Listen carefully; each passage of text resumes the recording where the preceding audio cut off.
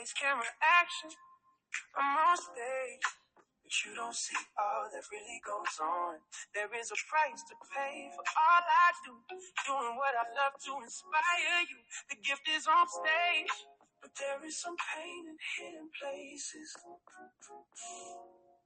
In hidden places. Yes, indeed. There is some pain in hidden places, but we're going to get down to it. We're going to allow God to take us where we need to be in order to see what we need to see and deal with it as God leads us. This is Hidden Places Part 5. I am excited. I've got somebody in the studio with me on today. He is none other than recording artist Brandon L. Johnson. Good afternoon to you, Brandon. Good afternoon. How you doing today? I'm doing fine. Can't complain. God is good. Now, we say that sometimes and it sounds like a cliche. Do you really mean that? I won't complain. God, it could be worse, but I thank God for everything He has done in my life. He's just been so good to me. Now, you do have a testimony, and there are some things that God has done. Let me kind of fill this audience because you were on my radio show some years ago, but this is a totally different audience. But we believe that you have a message that needs to be heard for this time.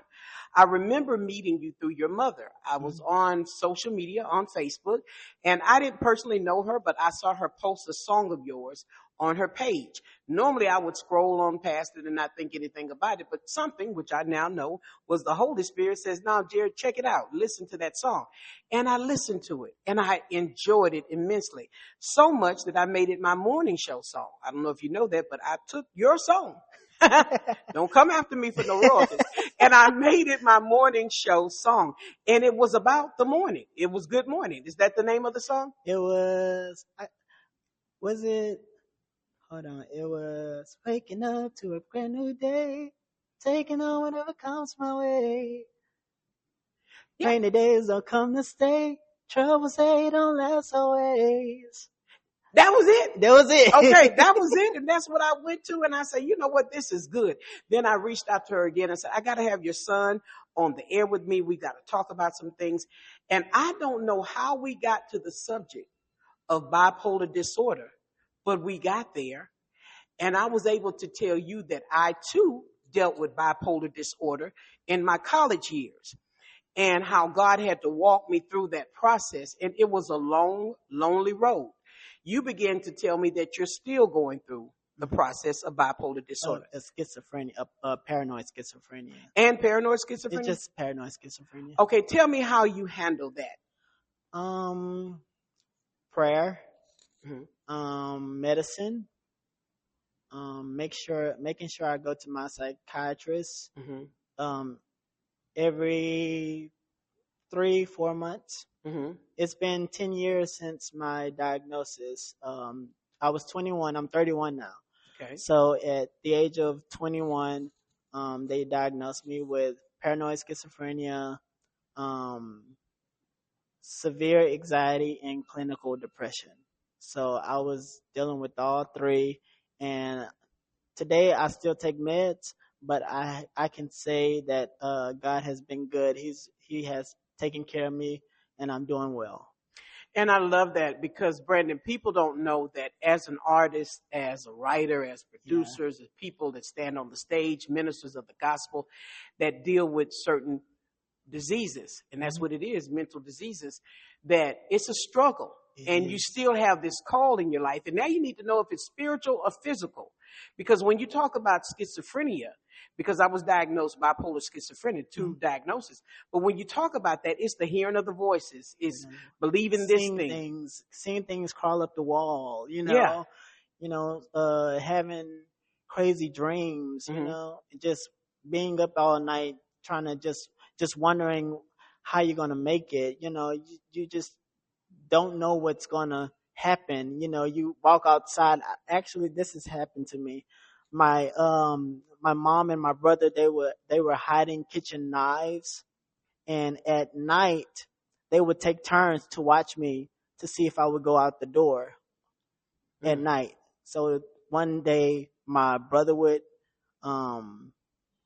check on me and see if I check on me, and then the next day my mom would do the same, and they'll rotate. and just check on me because I would easily go outside in the middle of the night.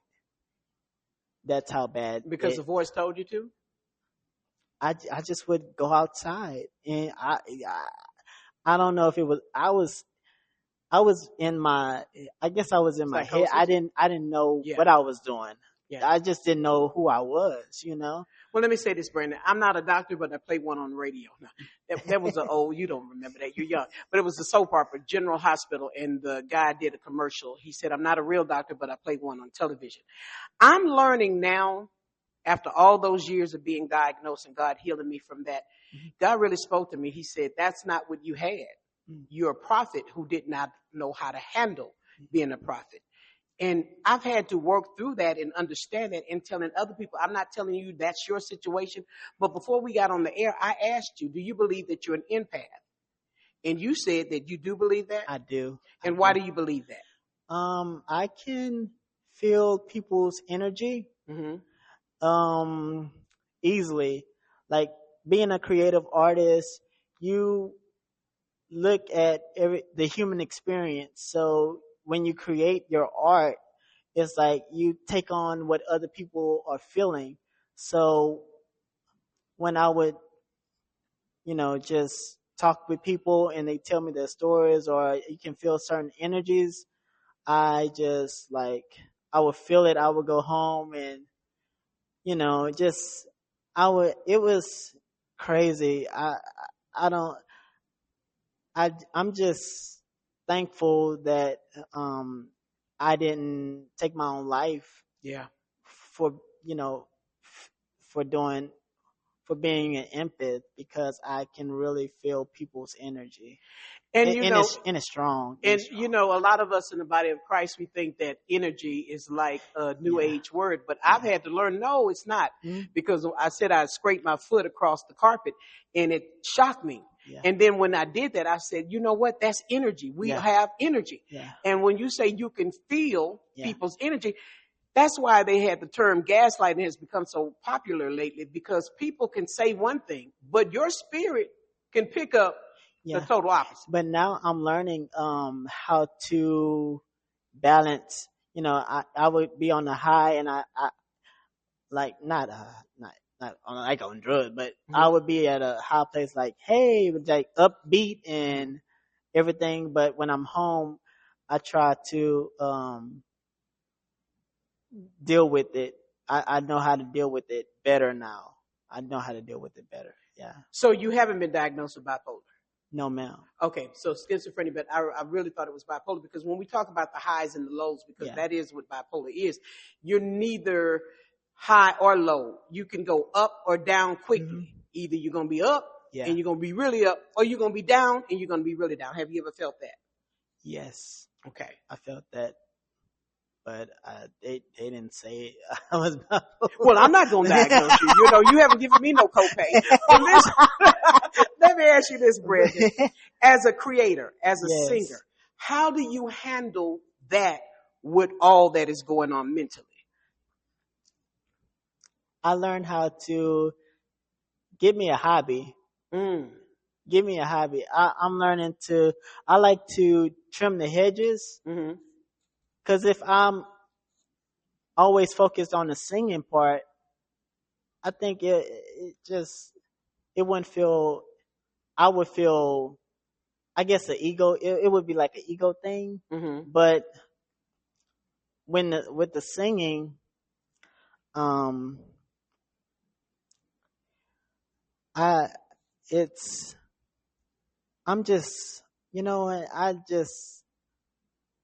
I find it, does it relax you? Yeah. Does it self-regulate you to start singing? Like, let's say you, God forbid, we're having an episode. Would your mind kick in and say, sing something? Sing glory to God. I was actually singing in the hospital. Yeah. So, I would just randomly went up and sung Amazing Grace, and the nurses were crying. The nurses were crying, and the patients coming up to me saying, you helped me. And I'm like, I'm helping you. I'm going through this too. Like Yeah. we're here. That's why we're here. We're here to help one another. We're not here to we're here to be kind to one another Yeah. because you don't know what people are going through. You Exactly. never know what people are going through. They can say they're going through this and it probably be something else. Mhm.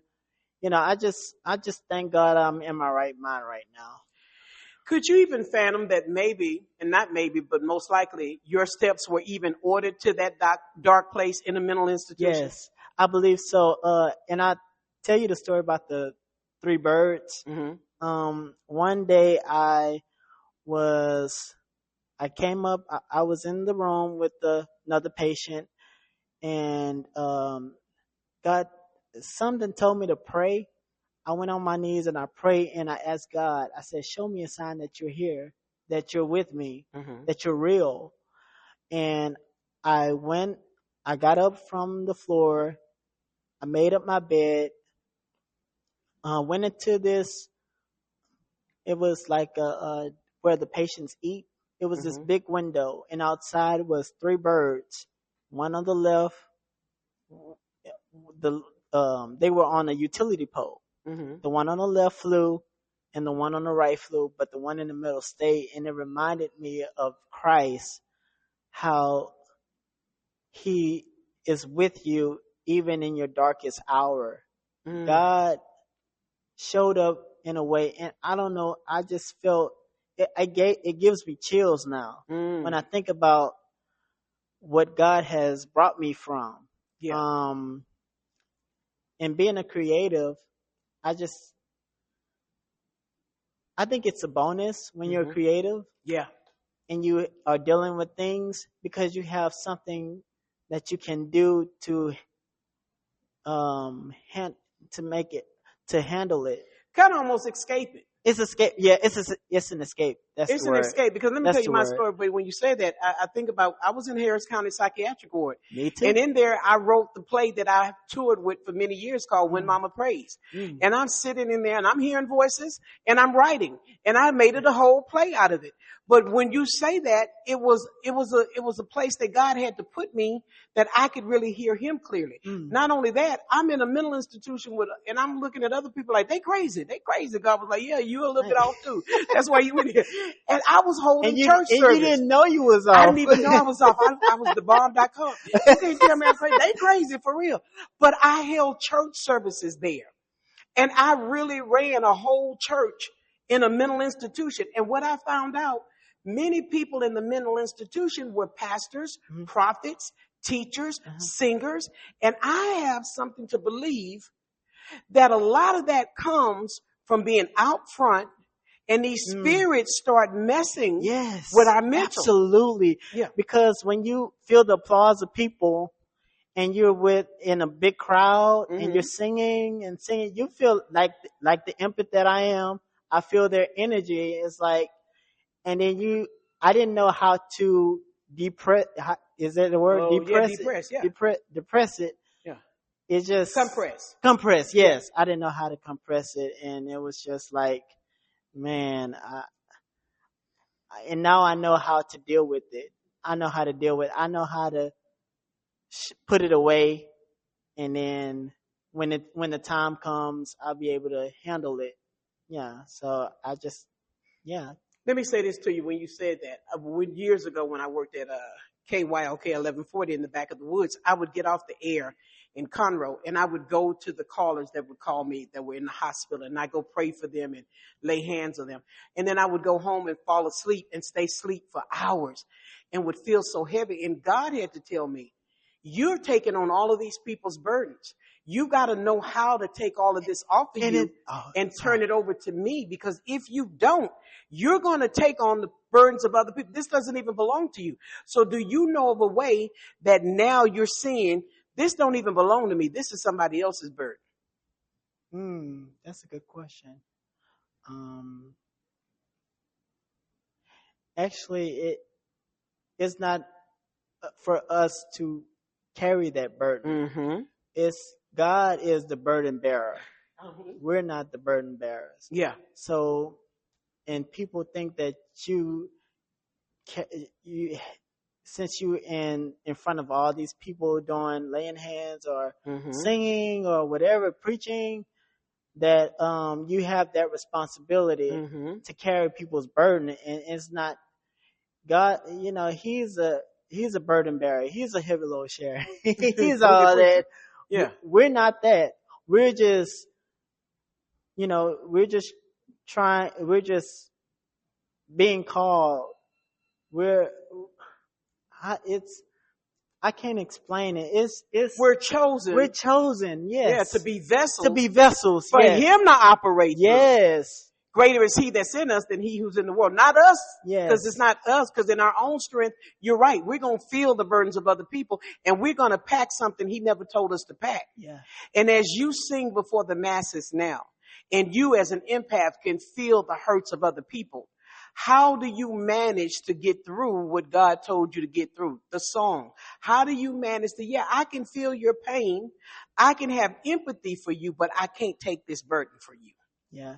It's important that you have a good village. My family, I'm so grounded because of them. Just having the right people around you, like even when you talk about when Mama prays and how we connected, how you saw that my mom was caring for her child, and that spoke to me. And I just thank God for the village. It's important that we have the right people around us who would tell us the truth. Yeah. In love. In love. And not be like, oh, you know. But it's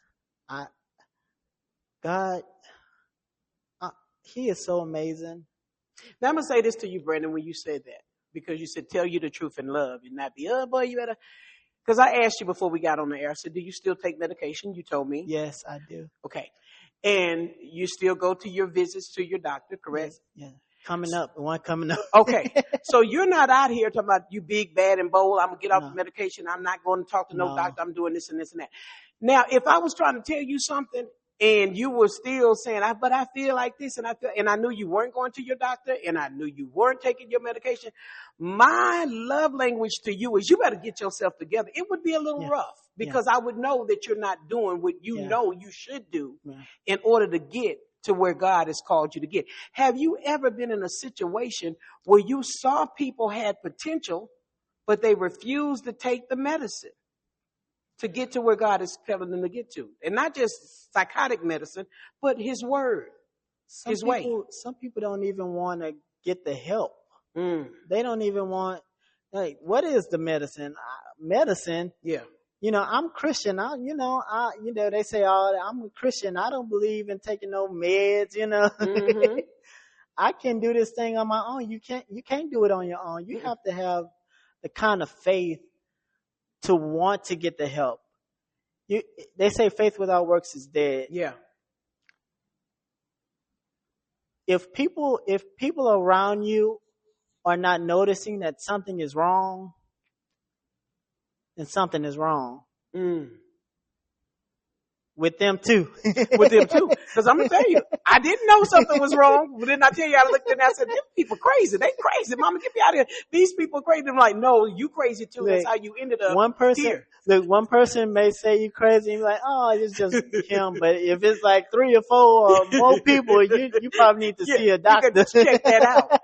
So as we get ready to close, because can we do a part 2? Yes. Okay, because I want to do a part 2 because there's so much I want to talk to you about. I want to talk to you about your new music. The name of your new song is called Moving On. Tell me why you wrote that and what's the premise behind it. I wrote that because I had a lot of fear.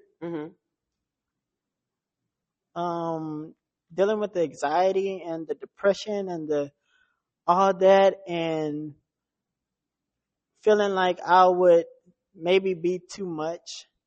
Maybe if I express who I am, maybe it would be a distraction.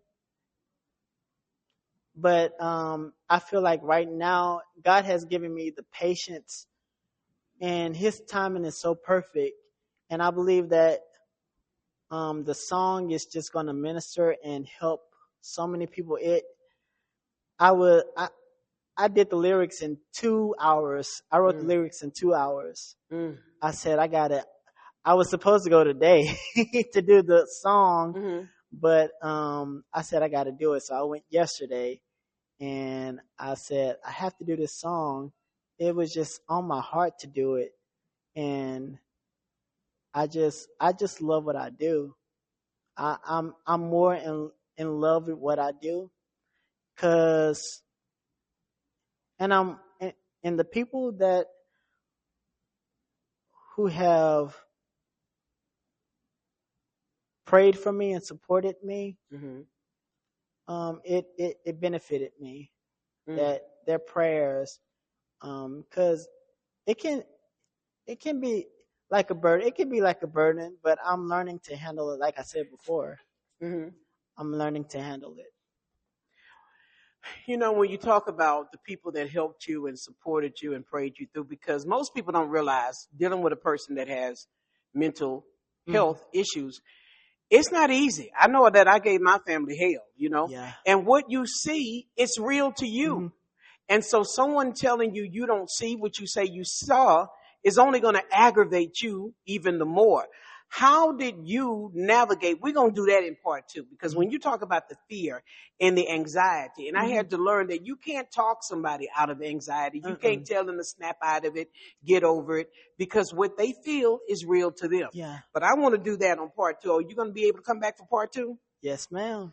All right, there you have it. Hidden Places Part 5 with Brandon L. Johnson. We're going to be talking more in depth about anxiety, about fear, more about the imposter syndrome that I talked on one of my shows, and see how he handles it. And then we want to know more about his new music. Join us next week for Hidden Places Part 5, and then the following week for Hidden Places Part 6. Part 6 with Brandon Johnson. We're moving right along.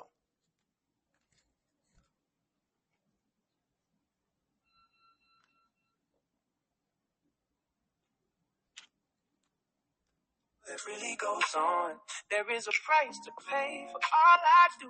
Doing what I love to inspire you. The gift is on stage, but there is some pain in hidden places. In hidden places.